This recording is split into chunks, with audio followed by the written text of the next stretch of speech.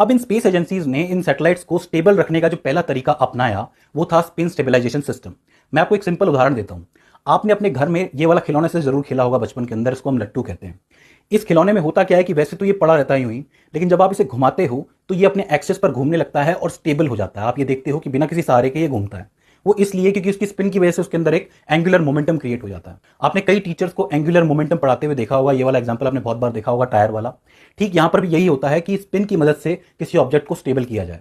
तो शुरुआत में जो सैटेलाइट्स बनाई गई थी वो इसी मॉडल पे बनाई गई थी, और इस मॉडल को फॉलो करने के लिए उन्हें मेनली सिलेंड्रिकल बनाया जाता था। आपने ये वाली सैटेलाइट्स बहुत सारी देखी होंगी, लेकिन आज के ज़माने में आपको ऐसी सैटेलाइट्स नहीं देखने को मिलती होंगी, क्योंकि अब तरीका बदल गया है। तो इस तरीके में होता यह था कि ये सैटेलाइट घूमती थी और अपने एक्सेस पे घूमती थी, और फिर जो भी डाटा इसको कलेक्ट करना होता था वो कलेक्ट करती थी। इस वाली टेक्निक का सबसे बड़ा फायदा यह था कि ये पिन पॉइंट की तरह किसी भी सैटेलाइट को आसानी से स्टेबल कर देती थी। लेकिन इसके बहुत सारे डिसएडवांटेज थे। वो इसलिए कि आप देख सकते हो कि इसके अंदर कोई भी